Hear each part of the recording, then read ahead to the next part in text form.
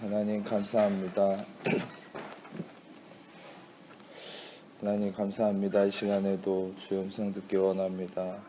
주님 말씀하여 주시고 이 시간 말씀 전하고 듣는 가운데 모든 해방하려는 어둠의 권세들 우리 안에 강팍함과 완악함과 하나님 대적한 높아진 모든 이론과 얽매임과 웃긴 것들 예수님의 이름으로 파쇄되고 떠나갈지어다.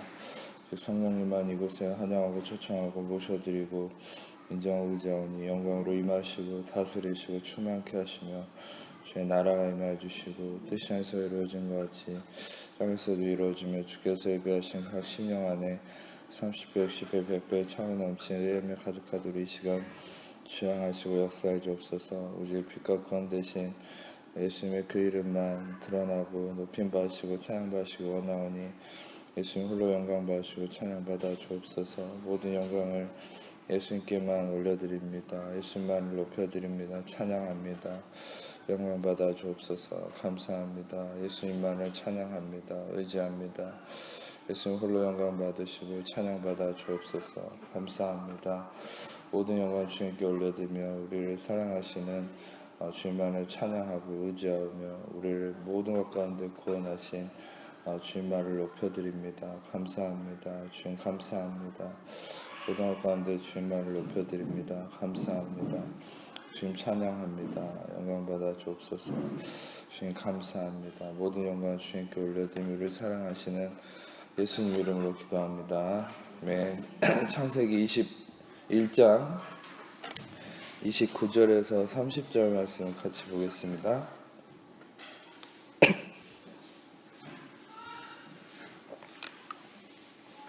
창세기 1장 29절에서 30절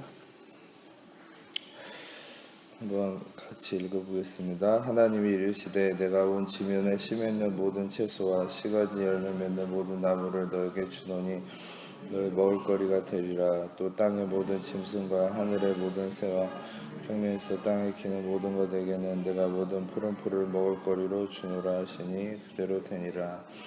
아멘. 하나님께서 천지를 창조하시고 이 인간을 지으셨다는 처음 기사가 이 창세기 1장 이 마지막 부분에 언급이 되어 있죠. 그래서 27절 읽지는 않았지만 27절을 보면 하나님이 자기 형상대로 사람을 남자와 여자를 창조하시고 그들에게 복을 주심으로 인해서 생육하고 번성하라, 땅을 정복하라 이런 지상 명령을 주셨습니다. 그래서 저기 애들 마이크 못 쓰게 얘기 좀 해주세요. 그래서 하나님께서 이 인간을 이 땅에 다스리게 하시고 인간들로 하여금 특별히 하나님께서 오늘 말씀을 보면 그 인간과 어떤 동물의 차이의 근본적인 특성이 나타나 있는 부분이 오늘 창세기 1장 29절에서 30절에 언급되어 있습니다. 그것은 29절과 30절을 자세히 여러분들이 비교를 해보시면 29절은 하나님이 인간에게 어떤 양식, 먹을거리를 주셨을 때 그 먹을거리의 어떤 특성이 있는데 그것은 30절은 실상 죄송합니다. 30절은 실상 그 인간이 아닌 또 땅의 모든 짐승과 하늘의 새와 생명이 있는 모든 것들에게 하나님께서 푸른 풀을 먹을거리로 주노라 이렇게 얘기하시는데 29절에 나와 있는 이 말씀은 인간에게 주시기 원하는 하나님의 그 양식이거든요. 근데 이 먹을거리는 30절에 언급되어 있는 짐승과 이 다른 존재와는 다릅니다. 창세기 1장 29절에 특징이 되는 단어는 씨라는 말이에요. 여러분이 자세히 보시면 인간에게 하나님이 먹을거리를 주셨을 때는 그것에 씨 가진 열매, 씨 맺는 모든 채소라는 언급이 되어 있습니다. 이 씨라는 말은 째라라는 말이에요. 이것은 자손이나 후손을 가리키는 말입니다. 그래서 이 씨 가진 씨를 맺는 열매와 채소를 하나님이 인간에게 먹을거리로 주셨다는 것이죠. 이것이 참 특성이 있습니다. 인간과 동물의 근본적 차이는 어떤 면에서는 이 부분이 가장 근본적인 차이일 수 있어요. 그러니까 지금은 우리가 이 씨를 가졌다는 의미가 어떤 생물적 특징이라고 여기서 우리가 해석하면 안 되고, 특별히 창세기 기자가 여기에다가 이 30절과 다르게 인간만이 먹는 이 음식이 씨를 가졌다, 째라를 가졌다라는 것을 언급을 했다는 것은, 이것은 이 씨가 가지고 있는 아주 중요한 의미가 있습니다. 제가 방금 이 씨라는 말을 째라라고 표현을 했는데, 째라라는 히브리어는 자손이나 후손을 나타냅니다. 보통 우리는 자손이나 후손, 그래서 하나님이 인간의 계보와 자손은 아담으로부터 이어진 그 모든 자손을 얘기하고, 결국 그 하나님의 계획하심 속에 그 자손의 결국은 예수 그리스도, 구원자이신 예수 그리스도를 예정하심이다라는 것이죠.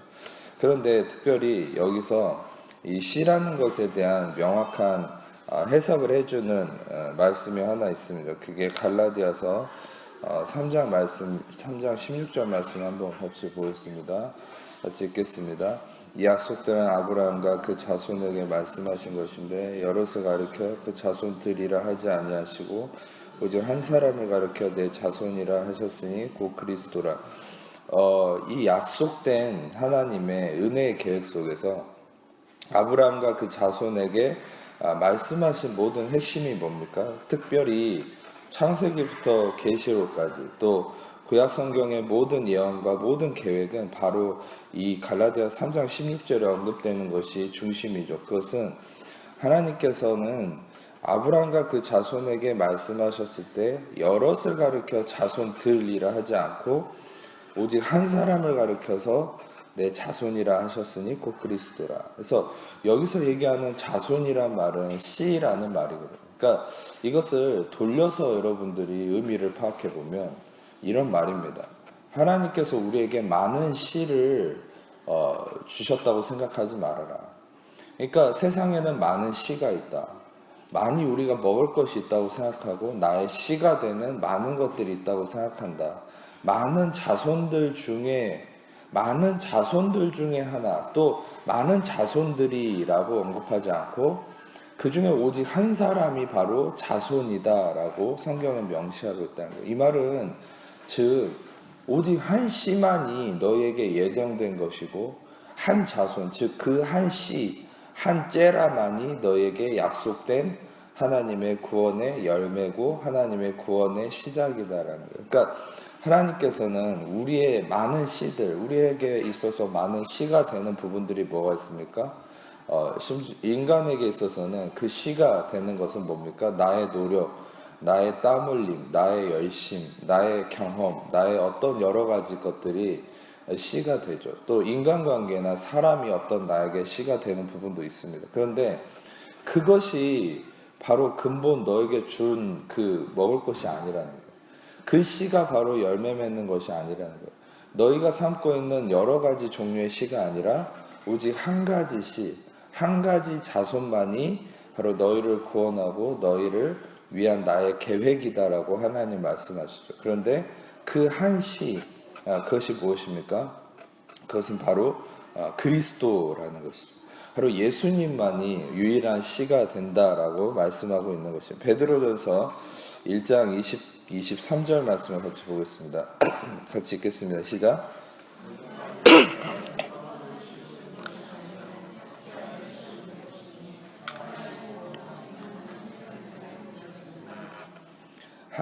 항상 있는 말씀, 전에도 언급한 적이 있는데, 너희가 거듭난 것은, 이 거듭났다는 말도 아주 중요한 의미를 갖고 있어요. 아나와 겟나우라는 말의 합성어인데, 이 아난겟나우라는 말인데, 이 거듭난다는 말은, 이것은 위로부터 태어났다는 얘기예요. 여러분들이 그리스도를 통해서 예수 믿고 거듭났다는 것은 단지 오늘부터 기독교인이 되었다 이런 의미가 아니라, 여러분들은 하늘로부터 태어난 사람이 된 것이죠. 그러니까 우리의 출처가 달라진 거예요. 여러분, 우리의 출처는 이 세상이 아닙니다. 여러분, 우리가 세상 사람들과 살고 있기 때문에 우리의 육적 시스템을 통한 것들을 나의 것으로 인정을 하고 이해를 하는 경향이 많은데, 여러분들은 이미 그리스도를 믿는 순간부터, 그리스도가 여러분 안에 계시고 여러분이 하나님의 자녀가 된 순간부터 여러분 이 땅에 속한 사람이 아니에요. 아멘. 여러분들은 하늘에 속한 자입니다. 그러니까 이 땅에 속했지만 하늘에 속한 자로서의 권세를 가지고 살아가는 사람이에요.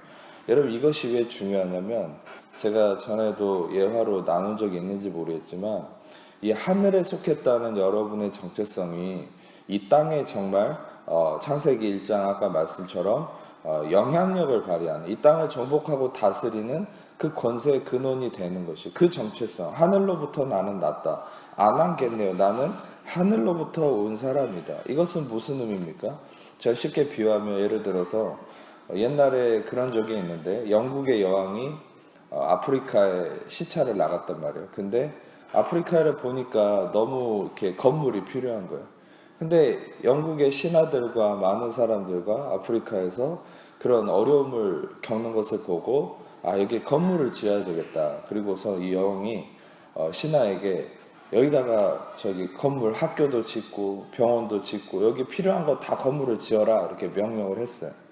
여러분 실상 이 여왕은 자기가 가지고 있는 재산과 물자가 그 아프리카에서는 없습니다.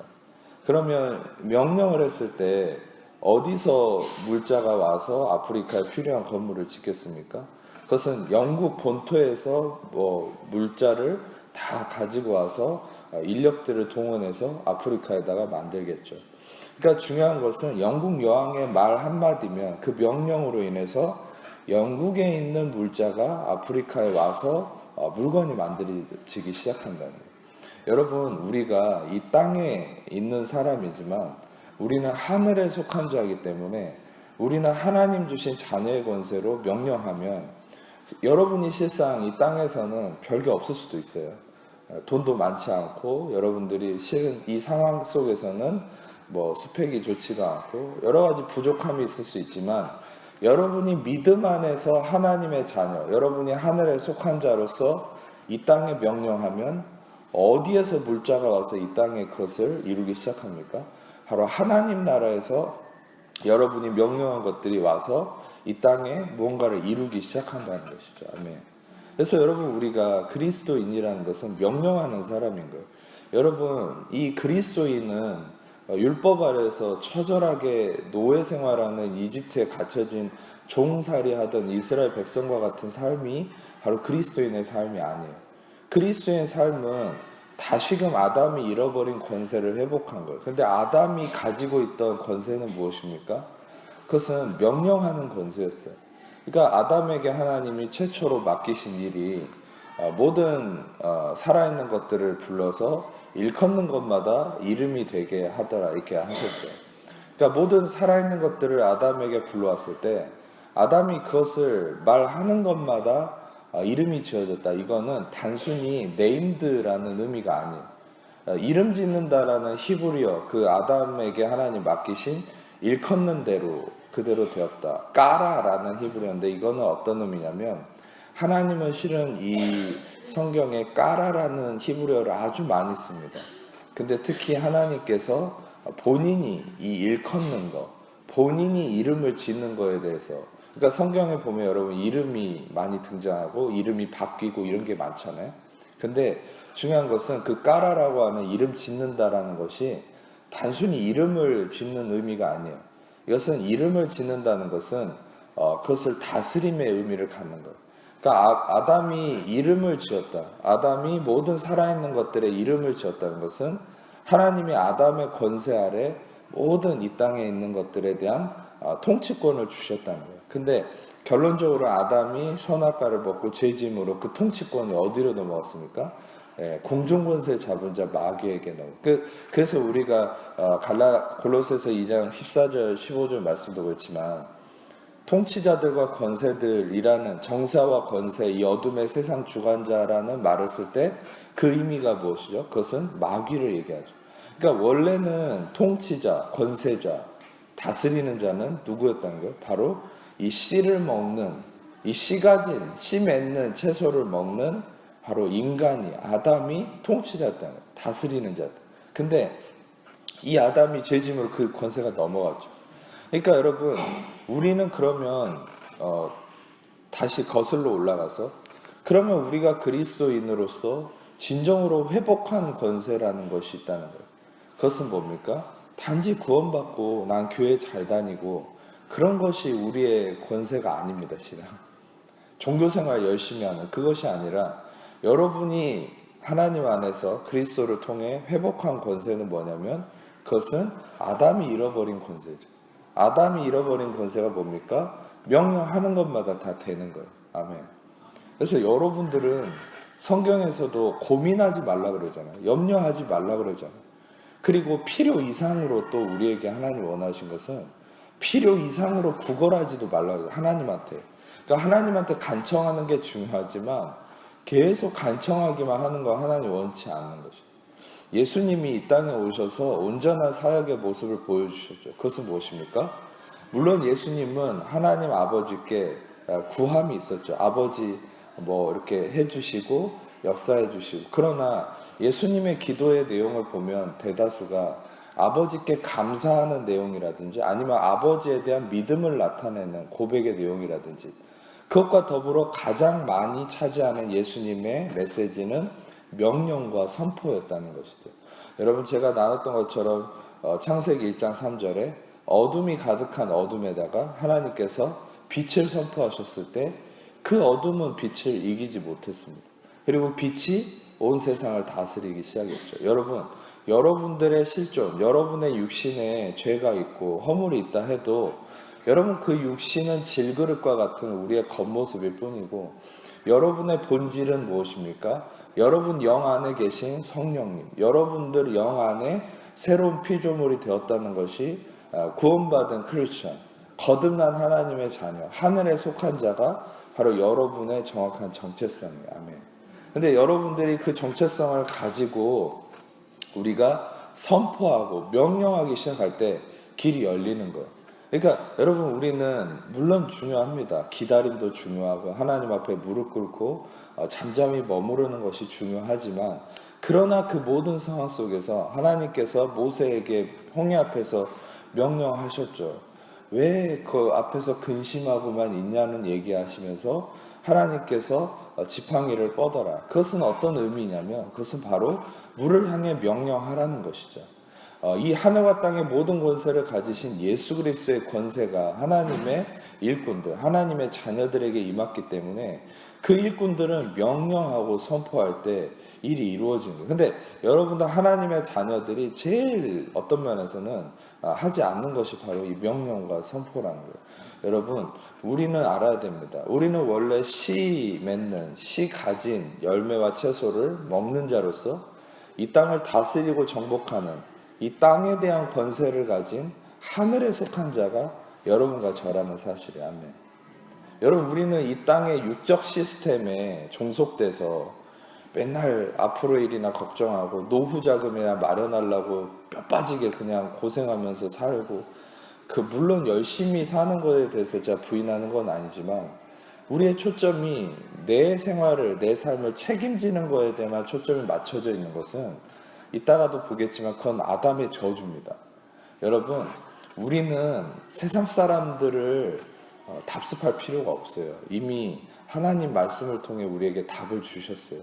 우리는 이 땅에서는 가진 게 없어 보일지 몰라도 여러분들이 오늘 이 말씀을 통해서 믿음의 눈을 열어서 하늘의 보화가, 하늘에 여러분들에게 예비된, 여러분에게 속한 하늘의 모든 재산이 바로 여러분들의 것임을 여러분이 바라보시기를 축복합니다.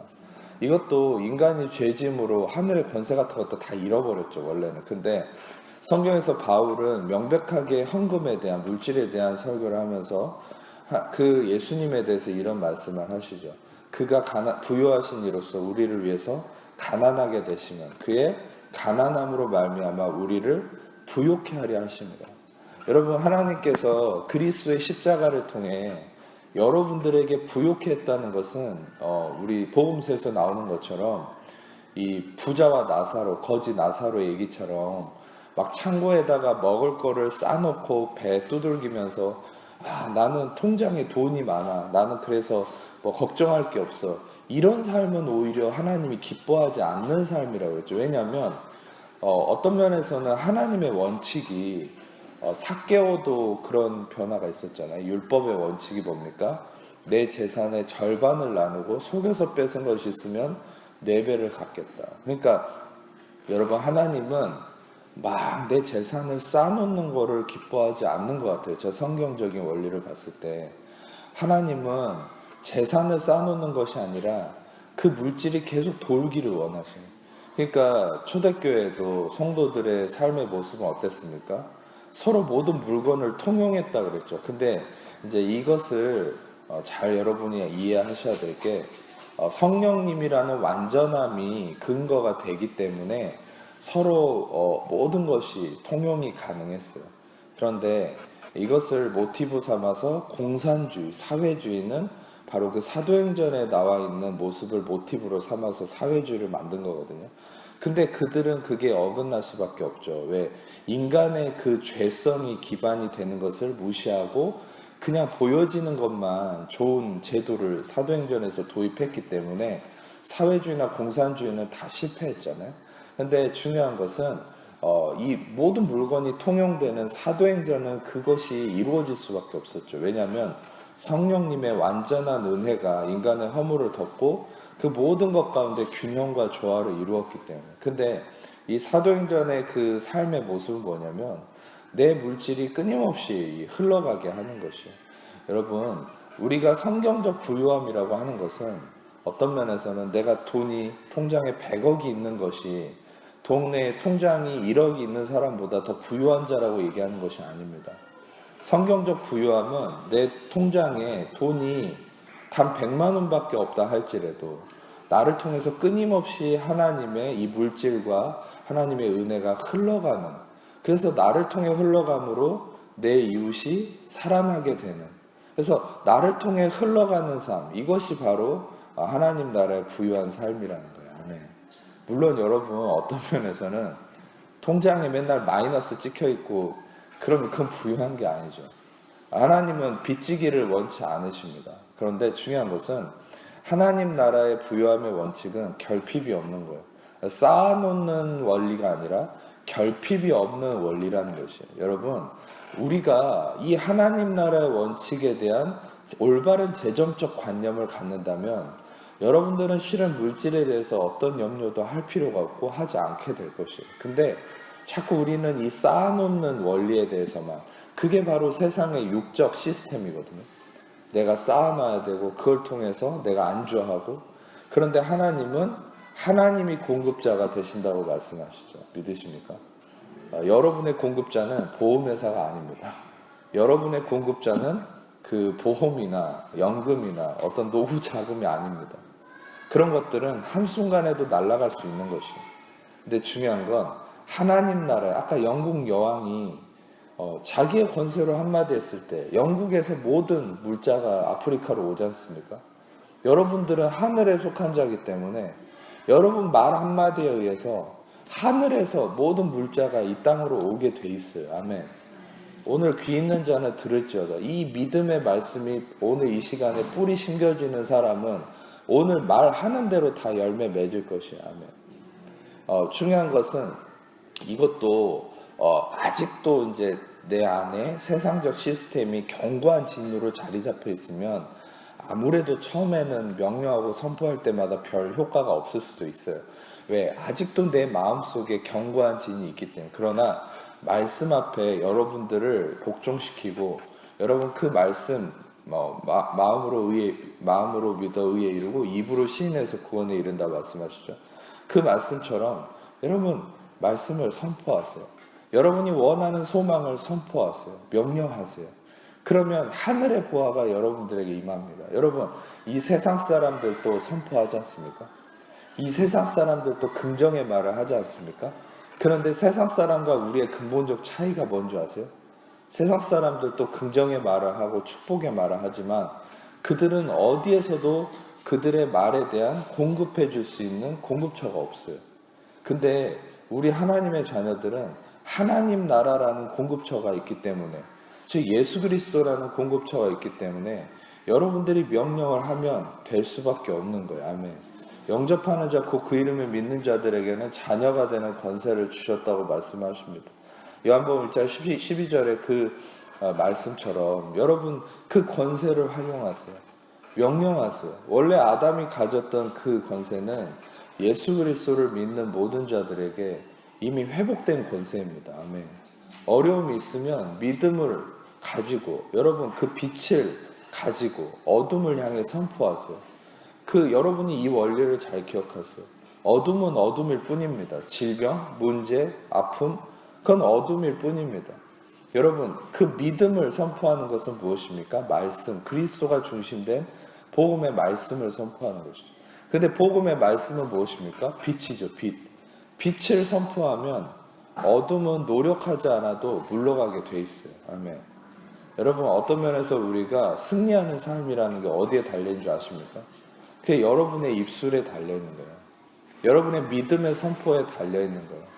여러분 입술을 여러분들이 축복의 도구로 하나님께 내어드리기를 축복합니다. 믿음의 말씀을 선포하시고 빛을 선포하시고.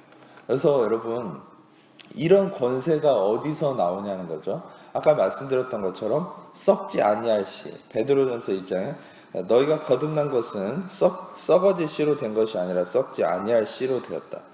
이것은 무엇입니까? 썩어질 씨와 썩지 아니할 씨가 구분되죠. 썩지 아니할 씨로 된 것이니 이 썩지 아니할 씨는 아까도 얘기했듯이 바로 예수 그리스도, 오직 한 자손인 예수 그리스도를 나타내는 것이다. 근데 썩지 아니할 씨가 예수 그리스도이라는 정확한 증거가 뒤에 나왔죠. 그것은 살아있고 항상 있는 하나님 말씀이다.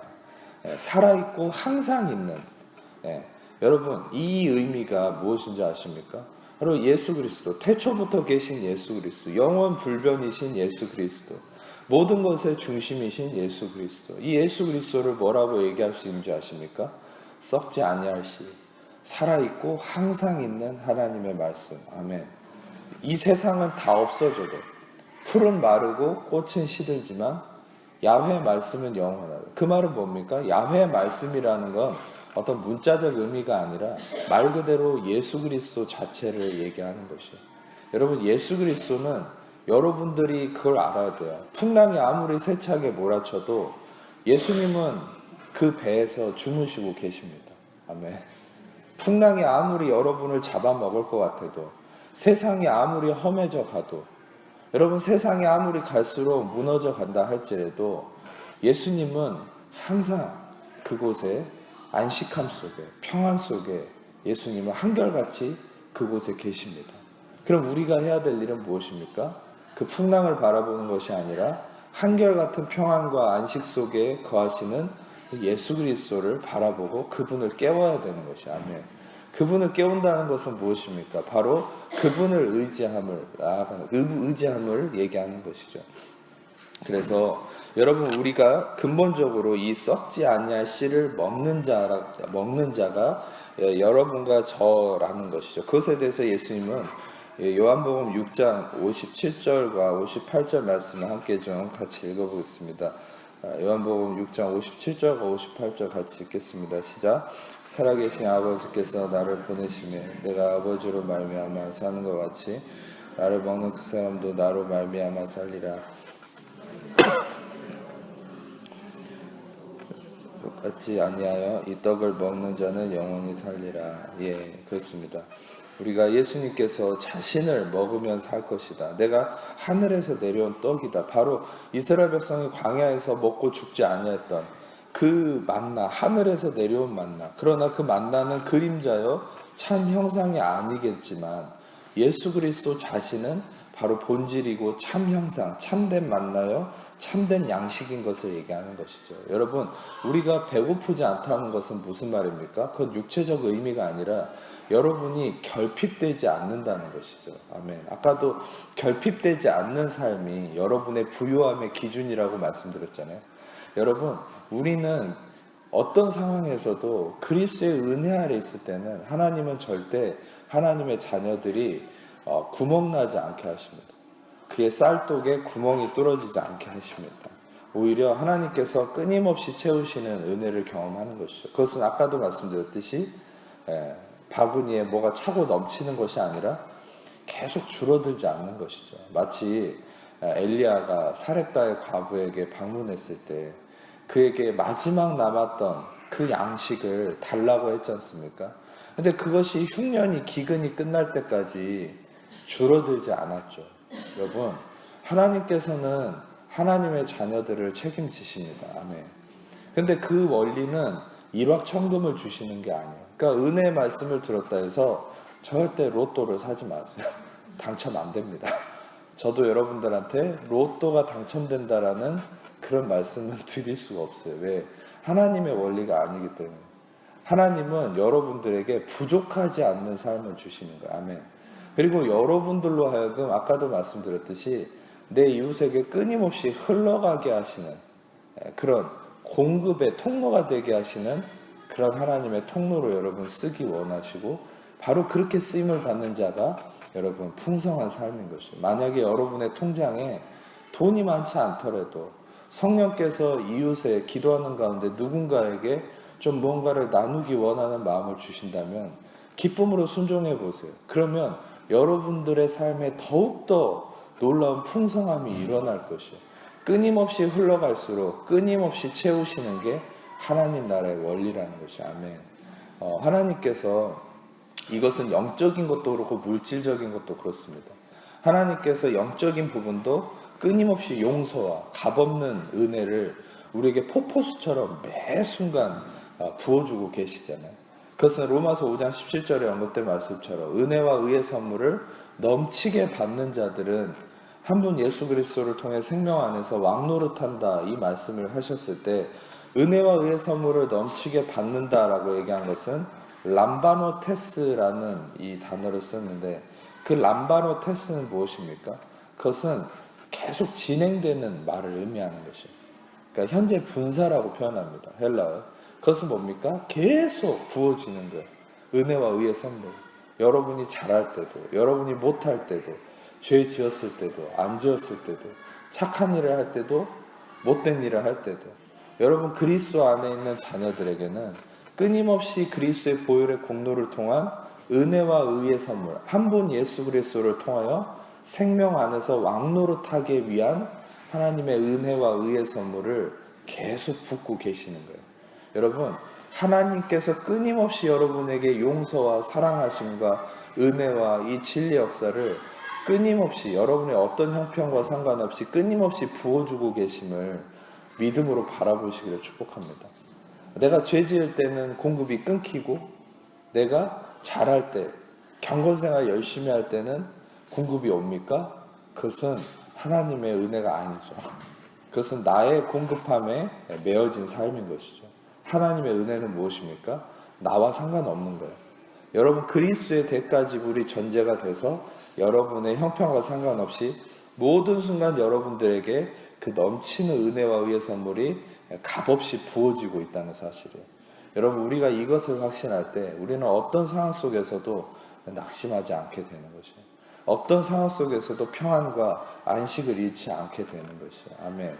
하나님께서 내 행위를 보고 나를 버릴 수 있다라고 생각하는 사람일수록 더 온전한 삶을 살 수가 없습니다. 제가 자주 비유했던 거지만, 예를 들어서 예전에 진짜 실제로 있었던 건데, 옛날에는 서커스 할 때 여러분 외줄 타기를 하면 그 외줄 타는 사람을 위한 안전장치가 없었어요.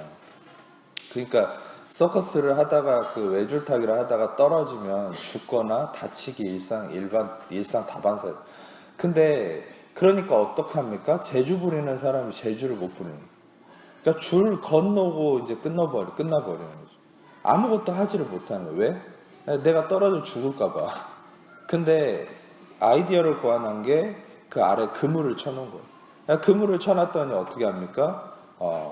건너가도 떨어져도 나는 안 죽는다. 이 안도감이 있으니까 어떻게 합니까? 안전장치가 있으니까 마음에 마음껏 기쁨으로 여러 가지 재주를 부릴 수 있는 것이죠.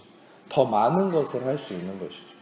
여러분 우리가 이 복음의 진리가 없으면 우리는 어떤 상황 속에서도 두려움에 갇혀서 하나님 앞에서 할 수 있는 것이 아무것도 없게 되는 것이죠. 여러분 우리는 그리스도의 온전한 용서하심과 은혜, 완전한 보장이 있음을 알아야 됩니다. 아멘. 구원에 대해서도 완전한 보장이 있듯이 여러분들의 모든 삶에 대한 하나님의 은혜의 완전한 보장이 있습니다. 아멘. 이 완전한 보장을 믿을 때 실은 여러분들은 그 안식함 속에서 더 많은 일을 하게 되는 거예요. 더 많은 섬김과 더 많은 의로운 행위를 하게 되는 거예요. 근데 여러분 안에 두려움이 있을수록 여러분들은 그런 삶을 살 수 없게 되는 것이죠. 많은 사람들이 하나님의 은혜를 의지함으로 살지 않고 내가 씨를 먹어서 결국 내 노력으로 살려고 하는 삶이 계속되고 있고, 크리스천들도 그런 삶에 매여 있기 때문에 결국 교회에는 생명이 줄어들어 가는 것이죠. 성도의 삶에는 결국 메마름과 아픔만 가득하는 거예요. 여러분이 알아야 될 것은 우리 창세기 3장 17절과 19절 말씀을 잠깐 보겠습니다. 스크린으로 보겠습니다. 같이 읽겠습니다. 시작. 아담에게 이르시되 내가 내 아내의 말을 듣고 먹지 말라는 나무 열매를 먹었은즉 땅은 너로 말미암아 저주를 받고 너는 내 평생에 수고하여 그 소산을 먹으리라. 땅이 내게 가시덤불과 엉겅퀴를 낼 것이라. 내가 먹을 것은 밭의 채소인즉 내가 흙으로 돌아갈 때까지 얼굴에 땀 흘려 먹을 것을 먹으리니 내가 그것에서 취함을 입었음이라. 너는 흙이니 흙으로 돌아갈 것이니라 하시니라. 아멘. 아담이 저주를 받았던 내용이잖아요. 이 저주의 핵심이 무엇입니까? 이 핵심은 수고해야 소산을 먹는다. 여러분 세상을 보세요. 죽으라고 수고해야 소산을 먹지 않습니까? 근데 단순한 노동을 얘기하는 것이 아닙니다. 여기서 수고해야라는 이자본이라는 이 히브리어는 아짜브라는 말에서 왔어요. 아짜브는 뭡니까? 이것은 슬퍼하다, 근심하다는 말이에요. 그러니까 다시 말하면 이 히브리어 원어 수고라는 말은 우리가 열심히 일하는 삶을 나타내는 그런 노동의 의미가 아니라 슬픔과 고통을 의미하는 거예요. 그러니까 슬픔과 고통이 동반돼야만이, 땀을 흘리는 이 고통, 눈물을 흘리는 고통이 동반돼야만이 여러분들에게 소산이 있다라고 얘기하는 게 이게 뭡니까? 이게 저주라는 거예요. 아담의 저주라는 거예요. 그런데 그래서 심지어는 어떻게까지 얘기합니까? 땅이 너한테 가시덤불과 엉겅퀴를 낼 것이다. 내가 먹을 것은 밭의 채소다. 여러분 안타깝지 않습니까? 왜 안타깝습니까? 지금 여기 18절에서 한 가지 안 보이는 단어가 있지 않습니까? 원래 인간에게 하나님이 약속하신 그 한 가지 단어가 여기 저주 이후에는 드러나 있지 않죠. 그것이 무엇입니까? 씨가 없죠. 씨가. 그러니까 네가 가시덤불과 엉겅퀴를 땅에서 보게 될 건데 이제 네가 먹을 것은 밭의 채소다라는 거예요. 이 채소는 아까도 얘기했듯이 먹을거리라는 에세브라는 말인데 여기에 째라라고 하는 씨가 있었을 때 그것이 인간 고유의 그 씨이신 예수 그리스도가 즉 생명나무로서 아담과 하와에게 영원한 공급, 생명의 공급이 되었죠. 그런데 저주받고 나서는 생명나무, 씨가 사라져버렸어요. 그냥 땅의 소산을 먹는 거예요. 여러분 그것이 바로 이 땅에 속한 모든 자들의 실존입니다. 그러니까 내 땀 흘림으로 내 노력. 그래서 이 모든 세상의 원칙이 두 가지라고 그랬죠. 셀프 에포트와 딜리전스.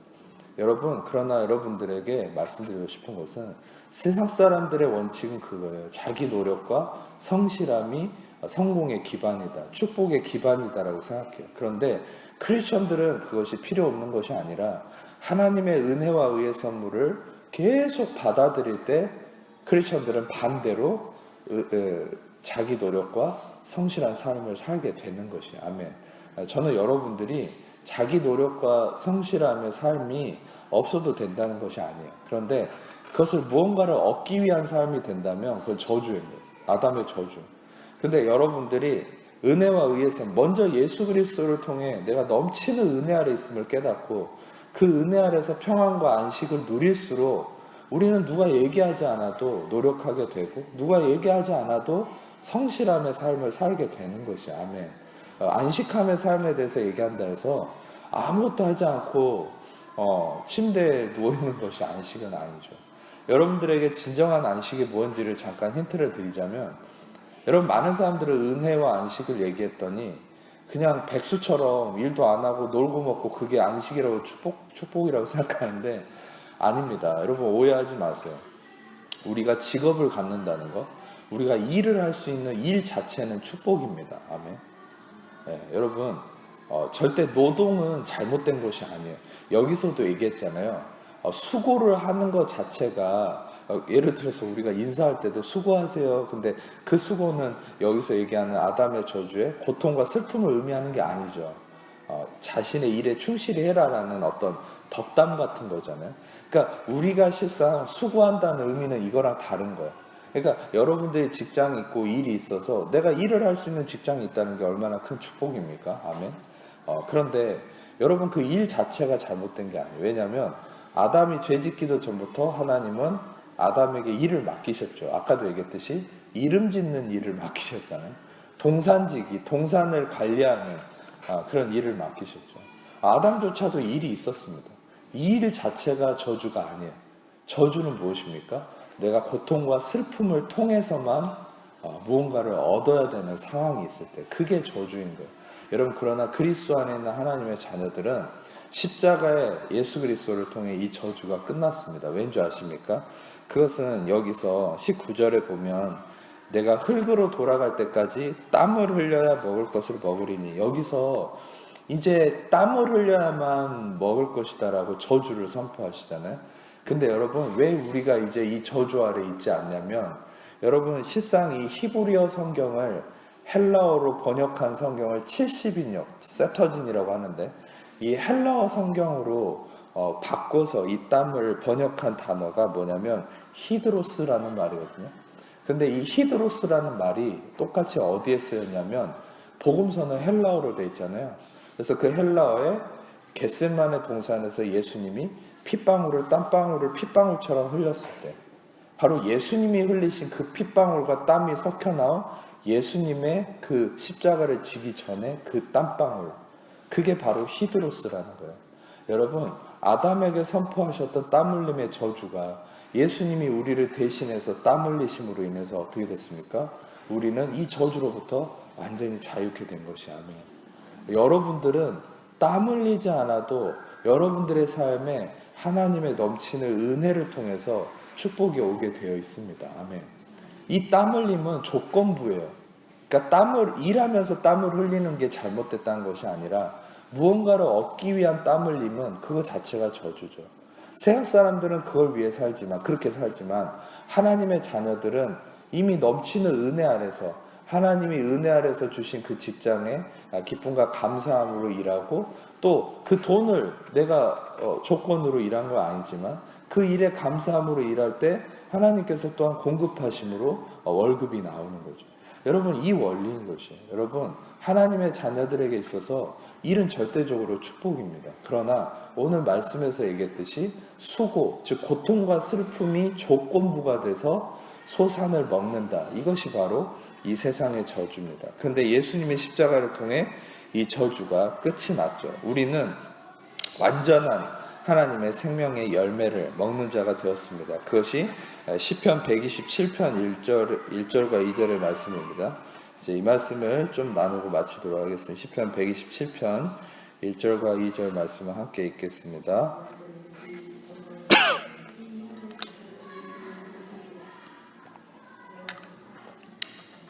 예, 읽으시죠? 다 안 읽으셔서 그냥 읽었다 치겠습니다. 시간 없어서. 앞에 스크린을 보세요. 1절에 보시면은 야훼께서 집을 세우지 아니하시면 세우는 자의 수고 헛되며 여호와께서 성을 지키지 아니하신 파수꾼을 깨어 있으며 헛되다, 이렇게 얘기하고 있지 않습니까? 야훼께서 집을 세운다. 실상 이 말씀은 성경책에도 표시되어 있듯이 이건 다윗의 시가 아니라 솔로몬이 적은 시라고 되어 있잖아요. 우리가 알듯이 하나님께서 이 솔로몬에게 다윗을 이어서 성전 짓게 하는 역할을 감당하게 하셨죠.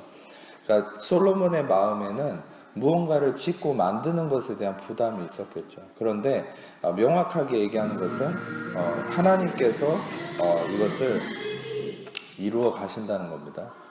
하나님께서 이 일을 이루어 가시고 하나님께서 이 일의 중심이 되시는 것인데, 여러분 중요한 것은 이 집을 세운다라고 얘기했을 때 이것의 주체가 누구냐라는 것이 중요한 거예요. 그러니까 왜 하나님께서 다윗이 성전을 지으려고 할 때는 네 손에 피가 많이 묻어서 내가 너를 통해서 성전 짓지 않기를 원한다.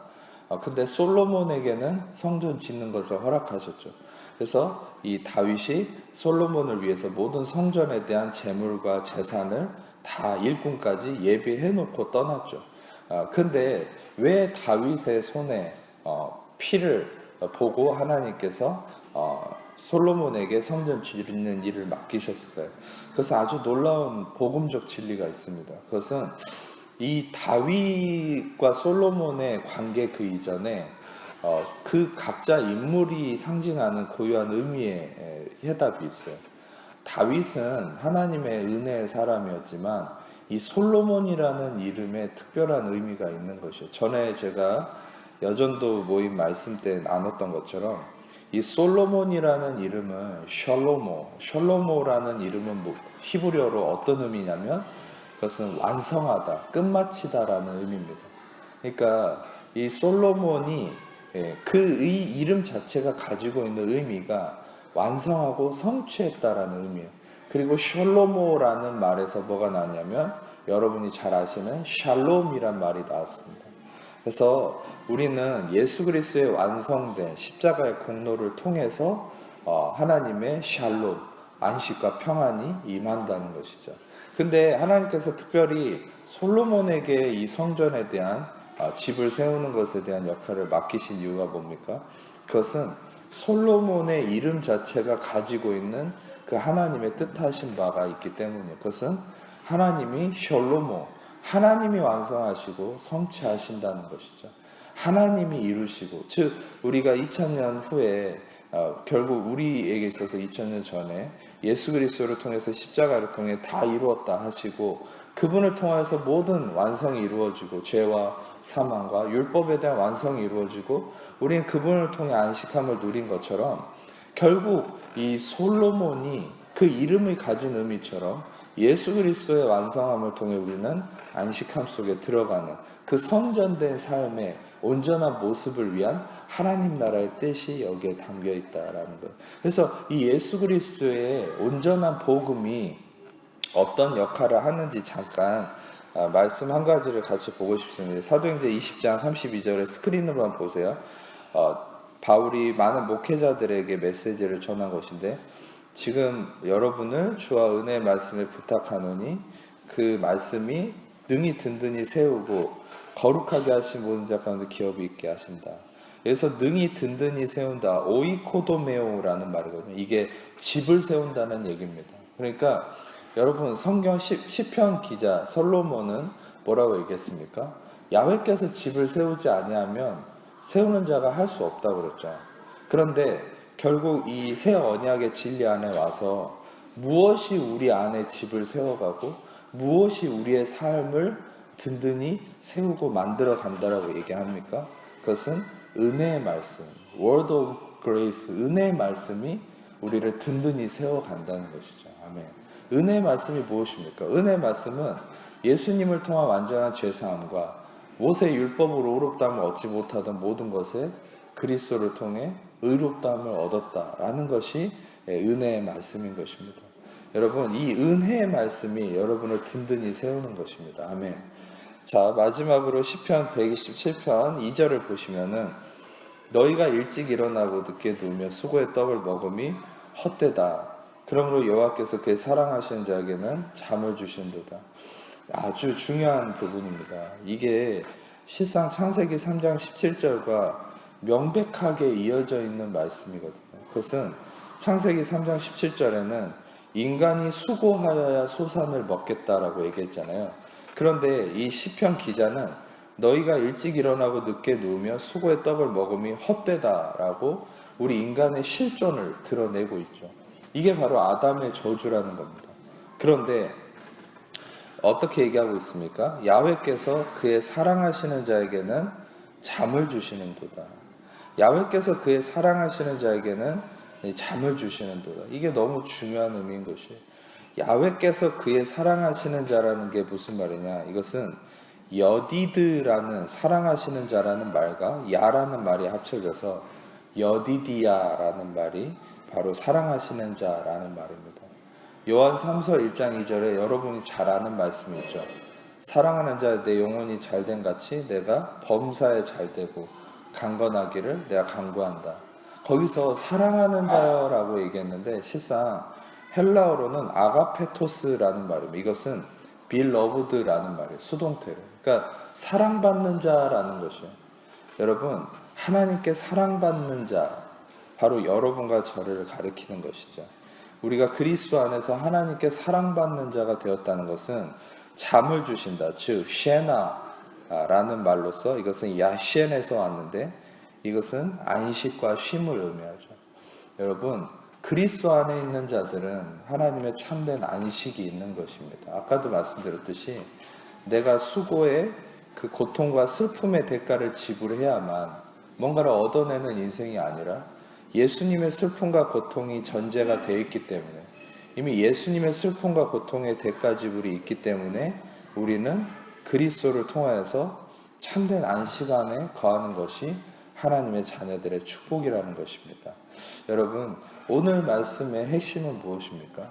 그것은 예수 그리스도가 여러분의 근본적인 먹을거리, 씨앗이 되시고 영원한 생명이 되셔서 여러분을 이 땅에 다스리는 자로 하늘에 속한 하늘로부터 거듭난 다스리는 자로 이 땅에 서게 하셨고 여러분들은 또한 사랑받는 자 여디디아라는 사람으로서 야훼께서 그의 사랑하시는 자가 누구를 얘기합니까?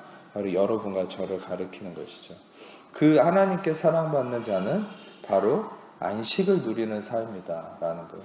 모든 저주에서 자유함을 누리고 하나님의 평안 속에서 하나님이 이루어 가시는 것을 경험해 나가는 삶, 그것이 바로 여러분과 저의 삶이라는 것입니다. 여러분, 바로 참된 씨앗이 되신 예수 그리스도를 통하여서 여러분 완전한 안식 속에 그 예수 그리스도라는 참된 씨를 통한 완전한 안식 속에 참된 열매의 은혜가 있으시기를 축복합니다. 네, 기도하겠습니다. 이 시간 제가 마무리하고 예배를 마치겠습니다. 하나님 감사합니다. 이 시간에도 주님께서 주신 귀한 말씀을 통해서 이 복음의 또 씨의 중심이신 예수 그리스도가 우리의 모든 것의 중심이 되심으로 우리의 삶의 30배, 60배, 100배 놀라운 열매의 놀라운 역사가 넘쳐나도록 성령께서 주장하시고 인도하시고 역사해 주옵소서. 모든 것들 주님께 감사드리며 우리를 사랑하시는 예수님 이름으로 기도합니다.